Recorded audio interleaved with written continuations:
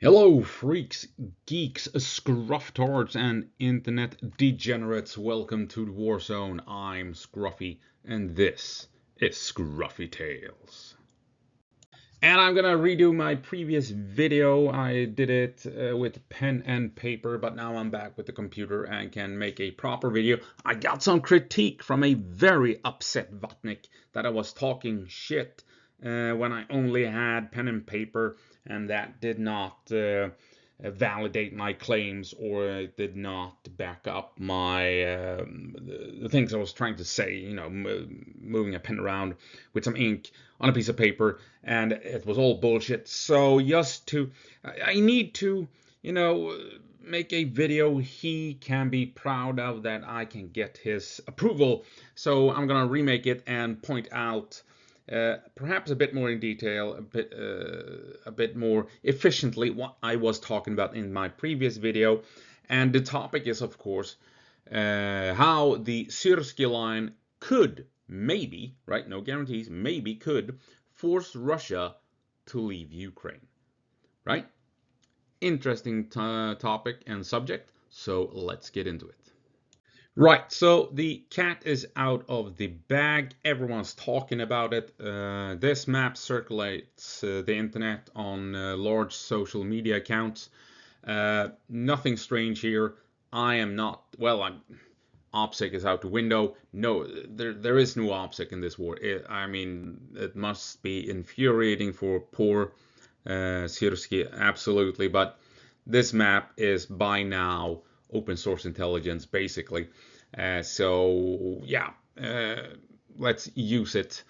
So this red line here is apparently the new Ukrainian defensive line, an impressive defensive line built to meet the standards of the modern warfare in Ukraine.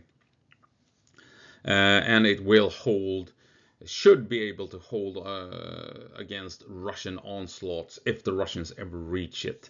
And as you can see here, up here you have Kharkiv. It moves over to the river and then comes down this way, west of the Oskil River, comes down here. And here you have that string of cities, so Sloviansk and what have you, leading all the way down to Toretsk down here. And it comes down this way and turns out here, and all the Russians are almost at it over here. And here you have Pokrovsk and Mirnorad and stuff like that. And as you can see, this area here, I think it's kind of interesting. If you zoom in, now you have this big cluster of defenses right here. Very interesting. I mean, seems as if this place here would be suicidal for the Russians to push into, right? But the entire area is extremely difficult for the Russians. I mean, here you have Sloviansk and the larger cities and all the towns. That's that urban wall, that urban fortress that just moves down all the way, almost all the way down to Troitsk. And this is a nightmare for Russia to push into, with all these towns, all these cities, high-rise buildings, concrete buildings, industrial sites, and warehouses. You know, it's going to be costly as hell for Russia if they try and push in to these cities and these towns. And as you can see, right behind this very potent defensive line, you have this freshly built defensive line with trenches and what have you, more than likely overlapping fields of fire, minefields, and everything, and pre-sighted ranges for artillery. Pushing through for the Russians, if Russia pushes through the cities and then tries to make it to this, I mean, that's not gonna happen. It's gonna cost Russia an incredible amount of manpower and resources to push through the cities and towns over here and then move on and push through this freshly built, very capable, if we're to believe what is being said, very capable defensive line. So coming through here seems not like the best idea for the Russians. Then they're trying to push up this way to this river, and as you can see here, you have several Ukrainian defenses following that river. As you can see, we know Russia is trying to push out to it. Then they need to cross it, secure bridges and what have you, and then take on this defensive line, and right behind the river and that defensive line, you have the hub, this cluster of defenses. So Russia coming up this way does appear to be really difficult as well. Yes, they can push across the river probably, but it's going to exhaust them moving this long, and then they're right at that massive defensive line and defensive hub. And down here you can see you can see how Ukraine has defensive lines all over the place, much more densely than previously what Russia has pushed through. And they're trying to put, you can see here, this is where you have Bahatyr, and Bahatyr down here, I believe, come to think of it. Where is it down here? Where is it? It's here somewhere. Russia needs to push through here to reach a river as well. It is tough going. And then you have Pokrovsk and Mirnorad as a forward position that Russia somehow needs to overcome before ever reaching the defensive line, pushing through. I mean, it's a difficult approach, quite clearly. And exactly how difficult, we can actually make an estimate based on the fact that for the past 2 years roughly, Russia has mainly advanced in this area right here, made some gains here and there. Ukraine is actually pushing Russia back in this part of the battlefield, but some gains here, but mainly down here at the end of 2023, September, October, when they started pushing for Avdiivka, and ever since they have been slowly pushing out to the west. And at the end of summer, this battlefield here, this advance here, will have been ongoing for 2 years. And it is quite telling how difficult this advance has been for the Russians. I got some critique because I threw out some numbers in my previous video, and the Vatniks didn't like it. So I will now explain those numbers. How many casualties Russia lost securing this territory, and how little of Ukrainian territory this advance down here in actuality is. And it does get really interesting. We take a look at what Russia has secured. You can see here, according to ISW, the assessed advance of the Russian forces is approximately 4,168 square kilometers in 2024. Right? In the entirety of 2024, Russia advanced roughly 4,168 square kilometers. And in order to do that, between January 1st, 2024 to January 1st, 2025, Russian forces suffered approximately 434,000 military casualties. Massive amounts of casualties. They doubled their casualties basically in 2024 compared to 2022 and 2023. And it is interesting. We're talking about mainly that area from Avdiivka pushing out to Pokrovsk. That is where Russia has mainly advanced. And so in 2024, 4,168 square kilometers, 434,000 casualties for 0.69% of Ukraine. That is what Russia achieved in 2024. 400,000 casualties to secure 0.69%. Not even 1%, right? And it's even worse because, as you can see, these square kilometers include small compromising fields, small settlements in Ukraine and the Kursk region. So Russia has not even taken 0.69% of Ukraine. It's more like maybe 0.6% of Ukraine, maybe 0.5%. 0.5% of Ukraine in an entire year of combat, of war, and 400,000 casualties at minimum. Right? Going from Avdiivka towards Pokrovsk.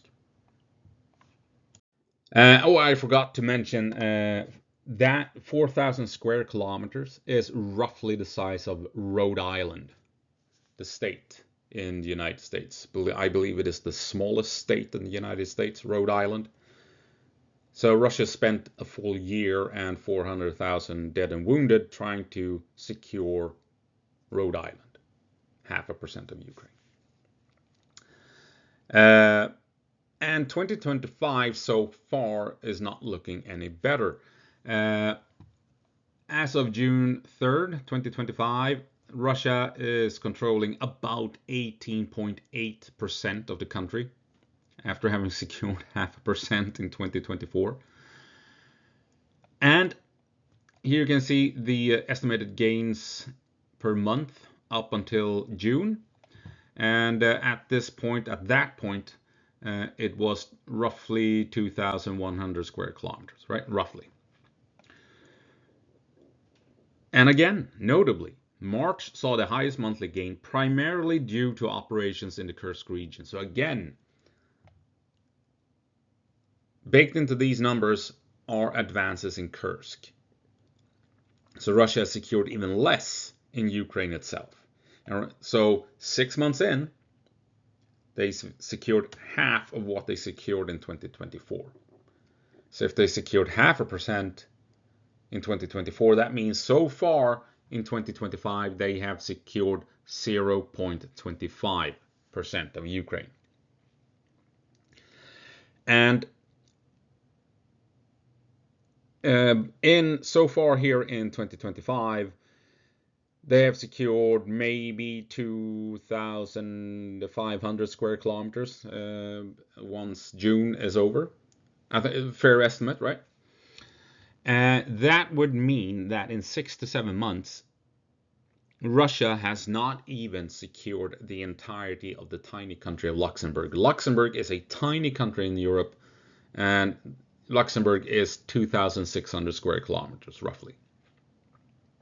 And Russia has not even secured that tiny country after 6 to 7 months.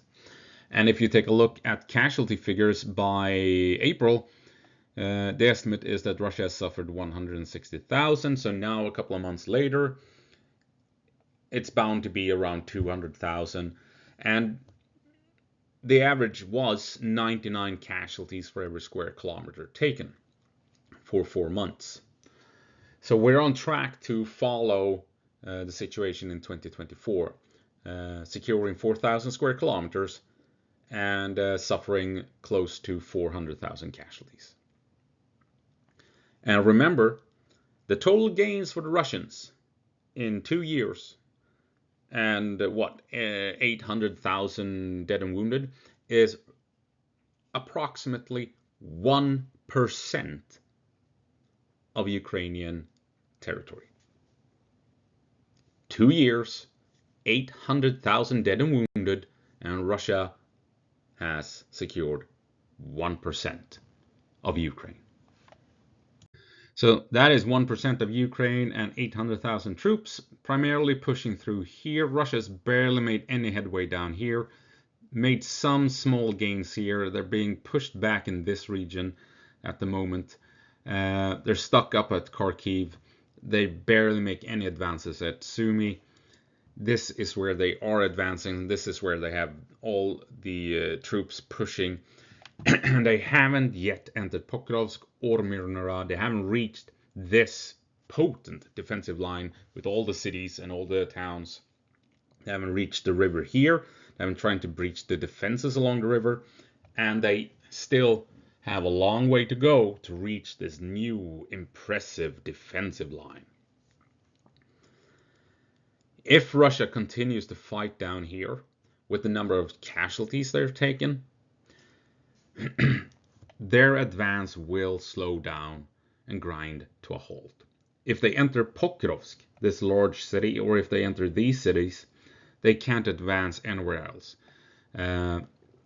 It will, these battles in these urban areas will consume so much manpower and so many resources. Russia can't focus on anything else. It's like Bakhmut, right? Russia put everything into Bakhmut and suffered 80,000 casualties, and they couldn't do anything else along the front line. Bakhmut was the only thing they could focus on. It's going to be the same here. If it's Konstantinivka or Pokrovsk or both, that will be all Russia can manage. Remember, if they only can push 0.5% per year, if they get stuck in a city that will demand 100,000, 200,000 casualties and 6 to 12 months to successfully occupy it, nothing else will happen along the entire front line. So the question is, does Russia really want to fight down here, knowing this, knowing that they can barely secure territory, that it costs hundreds of thousands of lives doing it, and they have this impenetrable obstacle in the way. They have this river with all the fortifications. Pokrovsk is a death trap, and behind it you have all of these defenses that will surely destroy much of the Russian war machine. Does Russia really want to continue fighting down here, knowing that this part of the battlefield at the moment only favors Ukraine? So clearly Russia is struggling. Take a look. This is the entirety of Ukraine, and you can see this area here, right here. That is what Russia has achieved in 2 years. There have been some advances here and there, absolutely, but mainly down here, and it has taken Russia 2 years to push in this far, push out of their defensive line, right? It's slow going, and they're suffering tremendous amounts of casualties. And this is now where you have all the fortress cities, the fortified lines, the defensive lines, and what have you. This is no longer a viable option for the Russians to continue pushing here with the Ukrainian defensive line. They have to move around it somehow. Coming down here, going through Zaporizhia, appears to be costly as well. They can't push through. They've barely moved out of their own lines. They haven't reached the main defensive line down here. The Oskil River is an obstacle, and behind the obstacle up here is more of that freshly built defensive line. And this is also an area here, right here, where Ukraine is pushing back currently. Russia has small gains here. They push out here, but in the middle, Ukraine is pushing them back. And as you can see down here, Zaporizhia, barely any advances beyond the Russian defensive lines. So here is where Russia can advance, and this is where Ukraine has now fortified like crazy. You have Sloviansk leading down to Konstantinivka. You have Mirnorod and Pokrovsk here, with the fresh defensive line just behind these cities. If Russia wants to push on and defeat Ukraine, they can't continue down here. I think that much is obvious. So what they need to do is potentially to move all their forces, or most of their forces, into Belgorod and Kursk and attack Kharkiv and Sumy Oblast from the north, instead of grinding through the defensive lines down here that will potentially break the Russian army, right? And this is not as far-fetched as it might seem, because this is what armies have done historically to overcome potent defensive lines and to basically bypass them to ensure victory. So our first example will be from World War II, a classic example, but at this point you have Germany at war with France and the United Kingdom. And you have the Maginot Line along the border with Germany. The French have built this very potent defensive line that is, you can't push through it, and everyone knows it. Everyone knows you can't push through the Maginot Line. The Germans are currently fighting the Poles. They have invaded Poland, and France and United Kingdom declare war on Germany. France actually pushes in and does some shenanigans, invades Germany, while the Germans are up in Poland, hoping that the Germans will leave Poland and come down and fight the French. And the Germans don't take the bait, they continue with Poland, and then eventually it's time to move over to deal with the French and the British. Remember, they declared war on Germany because Germany invaded Poland. The Germans take a look at the situation and they realize we can't push through the Maginot Line. It's suicide. The Maginot Line has a bad rep for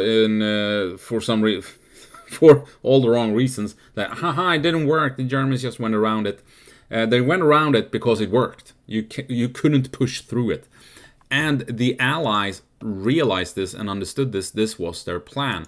That is why both the British and the French amassed their armies on the Belgian border.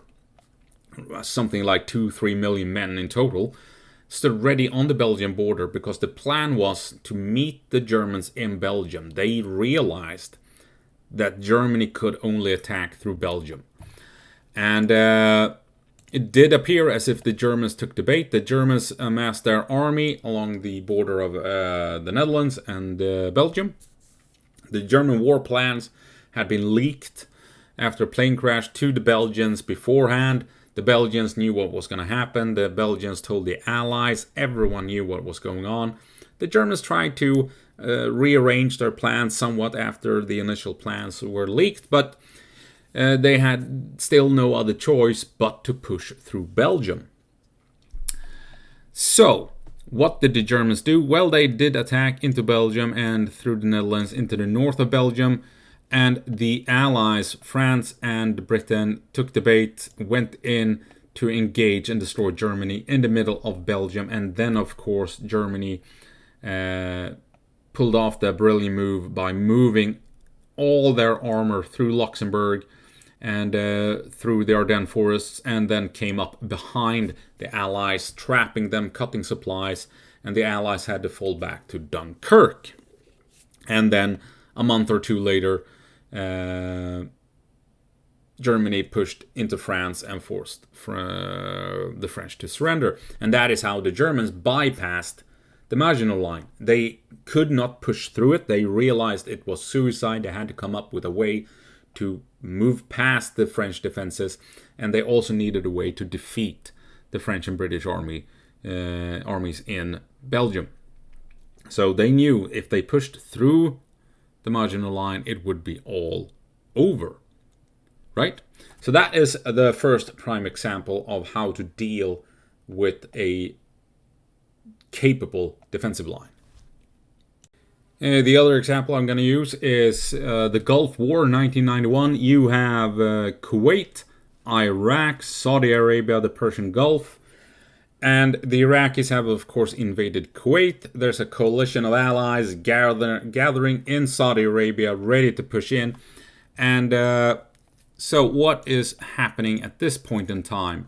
Well, you have out in the Persian Gulf, the United States Navy setting things up to get Marines into Kuwait to make a amphibious assault. And down in Saudi Arabia, you had coalition forces gathering Saudi Arabians, the British, the French, the Americans ready to push into Kuwait as well. And the Iraqis, they realized what was going on, and therefore the Iraqis quickly built defensive lines, primarily along the border between Kuwait and Saudi Arabia. And they also prepared to defend the coast, thinking that the Allies would launch an amphibious assault with the Marines, and that the main push would come straight from the south into Kuwait. The United States also did some shenanigans with Navy SEALs, preparing the beaches of Kuwait for an amphibious invasion, what have you. And all of this combined had had the Iraqis convinced that this was the Allied plan, a amphibious assault combined with a big push from the south straight into Kuwait. And of course, Iraq built very capable defenses to protect them against this coming attack. What they failed to realize was that the American and French detachments of this coalition army moved out west and set up shop over here, and then came in behind the Iraqi lines. And in the end, there was a big battle here, the Battle of 73 Easting, a very classic battle at this point between American and Iraqi armor. But still, you had this potent Iraqi defensive line, and the coalition realized if we attack all head on with everything we have, that will only favor the Iraqis. They did push to apply pressure along the front line to tie up Iraqi forces, but the main assault came from the west, moving through the desert with the American and French armored units and then attacking the Iraqis from behind. So another classic example of how to successfully overcome very potent defensive lines.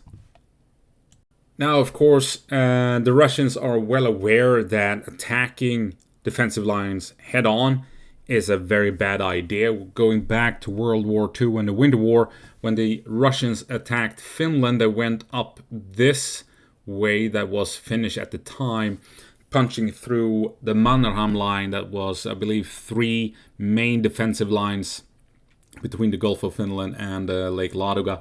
And this is where the Russians suffered tremendous amounts of casualties trying to push through the Finnish defenses. And it was just a massacre in this small area here. This is where the Finns and their defensive lines,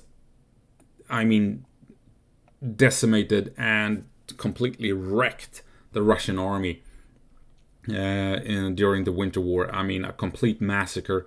And the Russians are well aware how that works. And the Russians, they also remember, we went too far east. What happened when Ukraine tried to push south through Russian defensive lines. Hang on. Remember when the 2023 Ukraine tried to push towards Tokmak. They tried to reach through the town of Vorbove to breach the Russian lines, and it was a complete failure because the Ukrainians didn't really have an option of moving around the defensive lines. So they had to try and push straight through, and we all know the result. So the Russians, they understand this. They understand that a proper defensive line will hold against modern armored forces. And they also remember that when they fought the Finns, in the end, they didn't see any real success until they actually came up and north of Lake Ladoga and tried to move around the Mannerheim line. That is when the Russians started having some success against the Finns. So, historical context. What is this? Is this Kazakhstan? Why do I keep going to Kazakhstan? Some historical context there. So, now we get to why I think the Ukrainian defensive line, the Syrsky line, might actually force Russia to leave, to an extent, Ukraine.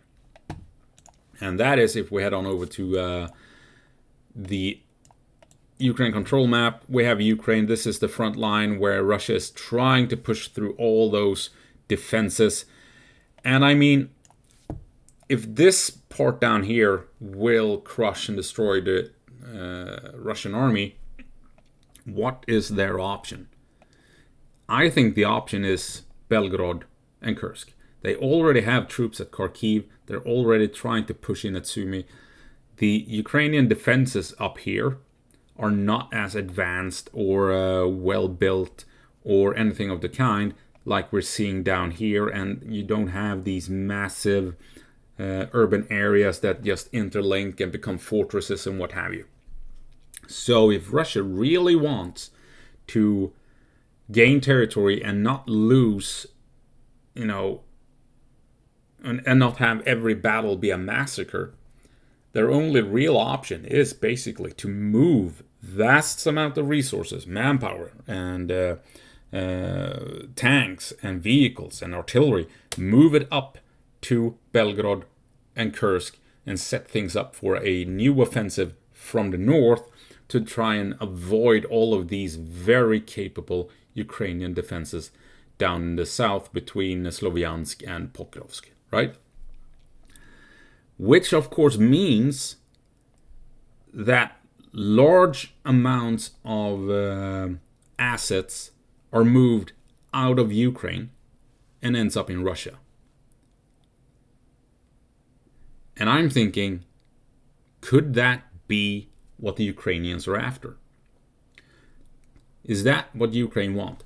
Do they want Russia to move all of these troops out of Ukraine up into Russia and then hopefully then be prepared for that eventuality and can then hold the line along the border here, tying up all the Russian assets in Russia and having them move them out of Ukraine?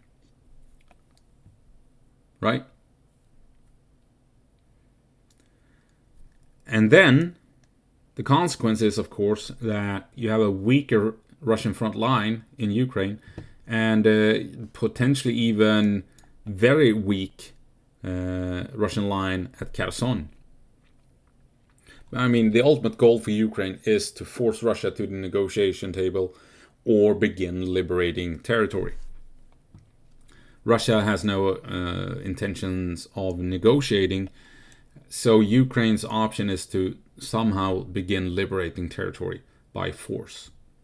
So if they can move Russian assets into Russia itself and force the Russians to start all over with trying to reclaim territory, or claim territory, I should say, then maybe that gives Ukraine an opportunity to begin liberating territory in the south and in the occupied territories. Remember, Russia is only capable of pushing 0.5% per year at this point, suffering tremendous casualties as a consequence. So if you can move those slow advances up here instead, then maybe, just maybe, it might give Ukraine the opportunity to have localized successes in the south that they can then exploit and expand upon. Maybe even, if they cross, they have 38 combat boat 90s. They can make a pretty substantial amphibious assault in theory down around the Dnipro area in Kherson, for instance, to try and, like I said, bypass the Surovikin line, right? That could happen down here. So that's what I'm talking about. This is why there's a possibility that this Syrsky line, and that is by all accounts a formidable defensive line, why that might convince the Russians to move substantial amounts of assets out of Ukraine into Russia, into Belgorod and Kursk, and try and build a new front line in the north that weakens this front line. And then maybe, if the Ukrainians are prepared and ready for this to happen, maybe they can hold the line up here. Yes, Russia might push in 0.5% per year from the north, but maybe it gives Ukraine an opportunity to make something happen in the south and begin liberating territory. So what do you guys think? Does it make some sense? I mean, we have the fortress belt, the urban area here, and right behind it, the defensive line. You have a river fortified right behind it, this massive hub of fortifications. Pokrovsk, Mirnorad, as you can see, surrounded here, or behind it you have layers and layers and layers of defensive lines. Pokrovsk and Mirnorad are essentially the forward positions of the defensive line in the area. You have to push through these cities and lose hundreds to 100,000, 200,000 casualties pushing in here before you can make a push through these defensive lines and then reach the main defensive line, right? Will Russia push through all of this? It seems like it will cost tremendous amounts of assets and manpower to achieve it with very little gain. 0.5% of Ukraine gain, right? Surely Russia will more than likely maybe move down here, but again, Ukrainian defensive positions all over the place. Move up here, Oskil River, and behind the Oskil River, more defensive lines. But the further north you go, Belgorod and further north into Kursk, Ukraine has less and less proper defensive lines that we know of. Maybe, I mean, it makes some sense that Russia might actually, no guarantees, but maybe they will move around and try and come in behind the Ukrainian defensive lines, like we saw Germany do in World War II, like we saw the Allies do in the Gulf War. Hell, Vietnam, the Ho Chi Minh Trail, right? The Ho Chi Minh Trail basically bypassed the front line in Vietnam, and you moved through all the neighboring countries to come in behind the South, so the North Vietnamese could come in behind the South Vietnamese and the Americans and take the fight to the enemy behind their lines, right? By bypassing the front line. Kind of like the same thing. I'm thinking that there's a chance that this might happen, and that if that happens, then the Syrsky line has forced Russia to leave Ukraine, at least to an extent. There will be troops holding the front line, but they won't be the main force. They will be a defensive line. The main assault force will have moved from this area up into Belgorod or Kursk. And that might, like I said, give Ukraine an opportunity to maybe somewhere along the front line, maybe down at Kherson and Dnipro, make a counterattack. So I hope that was more to your liking, Vatniks. Some properly detailed information regarding how much Russia has secured of Ukraine, casualties, maps showing you where things are, historical context, the context showing you what armies have done in the past to successfully overcome defensive lines, and what happens when you don't try and bypass defensive lines. If you smash into them, they do what they are intended to do. They crush the enemy, absolutely crush the enemy. So what is Russia's choice here? What options do they have? Do they keep pushing through these heavily defended areas that could completely break their army, or do they pivot and try to attack from another angle where there is less defenses in place? But of course, this is going to be a rant. Then the Russian generals have to wonder, is this what Ukraine wants? Are we moving away and into a position where the Ukrainian wants us? Are we stepping into a trap if we're trying to attack Kharkiv or Sumy? Should we continue fighting at Pokrovsk because of that?